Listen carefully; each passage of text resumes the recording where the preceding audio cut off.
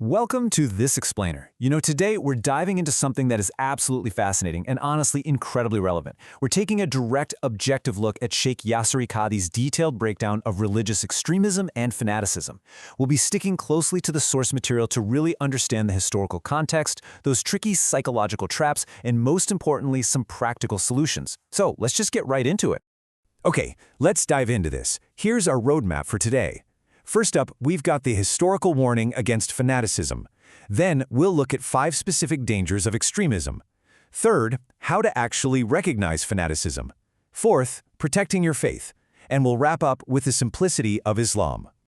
All right, Section 1, the warning against fanaticism. The source material actually grounds this whole discussion in a really fascinating historical anecdote from the 7th century. It goes like this. During the Hajj pilgrimage, the Prophet Muhammad asked his cousin Ibn Abbas to gather some pebbles for a specific ritual. Now, Ibn Abbas, probably just wanting to show immense devotion, right? He went ahead and gathered these large stones instead of small pebbles. But the Prophet actually rejected them. He explicitly asked for small ones. And it's a stark contrast when you think about it. The small pebbles represent following instructions, keeping things simple, while the large stones, they represent overzealousness and overcomplicating the religion. The source makes a super important point here. Fanaticism doesn't usually start from some evil place. It actually stems from a misplaced, overly strict desire for piety. People mistakenly think, heavier stones must equal heavier devotion. And this brilliantly illustrates the gravity of the whole issue. Because in response to those large stones, the Prophet Muhammad said, "O people, beware of fanaticism in religious matters, for those who came before you were doomed because of fanaticism." Wow, that really establishes the fundamental stakes of our explainer today. Overzealousness, even when it literally starts with the best of intentions, ultimately destroys people and entire communities. And that warning echoes so clearly through time. The source actually traces a trajectory, starting way back in the 7th century with this ultra-literalist group called the Kharijites during the Prophet's era. This thread of fundamentalism runs straight through historic sectarianism in the 20th century, and it goes all the way to 21st century modern extremism, groups like ISIS. The speaker notes a genuinely terrifying aspect of literalist groups like the Kharijites. They were warned to be highly dangerous precisely because they hide right within the community. They look like incredibly devout members, all while harboring this deeply destructive fanaticism. Moving on to Section 2, 5 dangers of extremism. Now that we've got the historical context of the pebbles, we really need to shift to the modern consequences. Like, what actually happens when fanaticism takes root? Well, the source outlines 5 specific dangers. 1. It destroys Islam's beauty. 2. It actively turns people away from the religion. 3. It is psychologically and physically impossible to maintain. 4. It leads to acting with an arrogant, divine authority. And 5. It inevitably causes disunity and bloodshed. So let's unpack a couple of the most striking points from this list. Take the historical account of the rope of Zainab.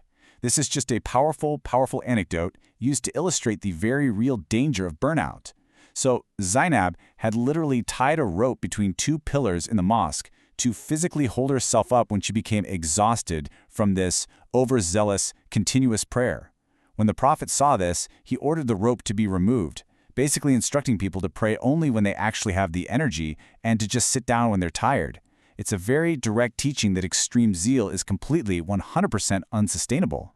In fact, the source makes a very sharp observation about just how unsustainable it is. 5 years. The speaker notes from his own personal observation that within just 5 short years, hardcore fanatics almost always burn out completely. Because they push themselves to this totally impossible standard, they eventually just fizzle out. They lose their religiosity or sometimes, tragically, leave the faith entirely. Those heavy stones simply become way too much for anyone to carry. So the crucial point here is a massive psychological difference. Consider the self-aware sinner. This is someone who recognizes their mistakes, right? They're open to correction, they're open to repentance. Now contrast that with the arrogant fanatic. This person falsely believes they are acting directly on behalf of God, and because of that, they absolutely reject any kind of correction. The source highlights this as a massive danger. A fanatic essentially believes they are the sole spokesperson for the divine, which makes them completely deaf to reason and dangerously arrogant. Which brings us to Section 3, how to recognize fanaticism. This moves us into the diagnostic phase. Now, the tricky thing here, as the source points out, is that extremists never actually self-identify as extremists, they just think they're the true believers. So we need some objective litmus tests. Here are 5 diagnostic symptoms to help you practically spot extremism, whether that's in your own communities or just scrolling through your social media feeds. 1. Claiming only their specific group is saved. 2. Constantly attacking fellow Muslims. 3. Prioritizing petty, trivial issues over major ones. 4. Allowing absolutely zero diversity of thought. And 5. A complete loss of inner spirituality. Let's look at how a couple of these actually manifest. Let's look a bit closer at symptom number 3, prioritizing petty issues. Historically, there's this truly absurd reality where people who were associated with the horrific murder of the Prophet's grandson later approached a scholar to ask for a fatwa, a religious ruling, about the permissibility of killing a fly. I mean, it perfectly demonstrates how extremists become totally obsessed with trivialities, all while turning a completely blind eye to massive moral failings and real-world tragedies like ongoing sectarian violence. Now, what's really interesting about this next point is how it addresses the symptom of zero diversity of thought, because mainstream religion naturally embraces diverse thinking. Take two renowned 20th century scholars, Bin Baz and Qaradawi. The anecdote reveals that while reviewing Qaradawi's book, Bin Baz completely disagreed with him on 25 different points of Islamic law, 25 points. Yet despite all those disagreements, he still permitted the book's publication and distribution. They disagreed, sure, but they didn't cancel each other or label each other as heretics. When that diversity of thought is lost, you get the final symptom, the total loss of inner spirituality. The Prophet used a really powerful metaphor for this. He said, "They will go out of Islam as an arrow goes out through the game." The source explains this beautifully. Imagine an arrow moving so incredibly fast through a hunted animal that it comes out completely clean. It means it entirely missed its mark. An absolute obsession with the strict outer forms of religion means the person completely misses the inner target, which is spiritual connection, mercy, and compassion. Let's jump to Section 4, protecting yourself and faith. Having diagnosed the problem, we're now moving into the solution phase of our explainer. How do you actually practically safeguard yourself from the allure of overzealousness? Well, the source offers 3 actionable steps to really ground us. Step 1, follow experienced senior scholars. Step 2, make sincere dua or prayer for divine guidance, especially when you're confused by conflicting opinions. And step 3, look closely at the fruits, the real-world outcomes of a person's teachings. Let's zero in on that first step for a second.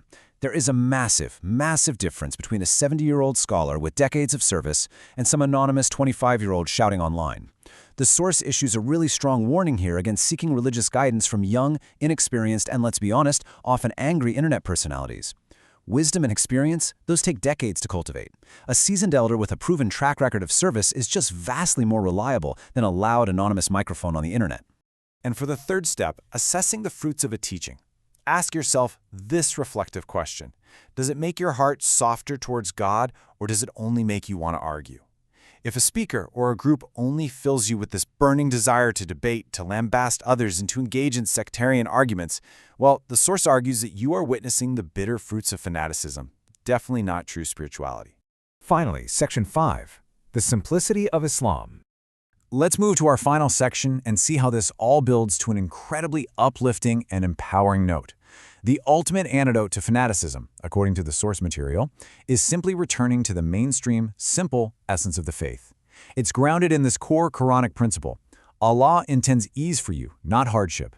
The fundamental message here is that true religion is not designed to be a paralyzing, heavy burden. It's actually meant to uplift you, to calm you, and to bring real ease to your life.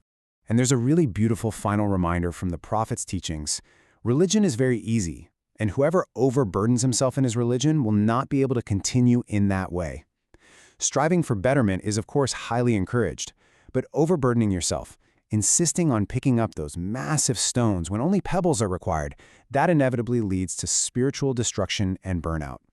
Which brings us to a final, provocative thought to leave you with today. Will you choose the beautiful simplicity of faith or be weighed down by the heavy stones of extremism? Think back to those pebbles of Ibn Abbas. True devotion isn't about how heavy a burden you can artificially create for yourself. It's about following the path with sincerity, wisdom, and ease. Thank you so much for joining me for this explainer. Take a moment today to really reflect on what you're carrying, and I hope this has inspired you to explore the true, simple essence of your beliefs just a little bit further.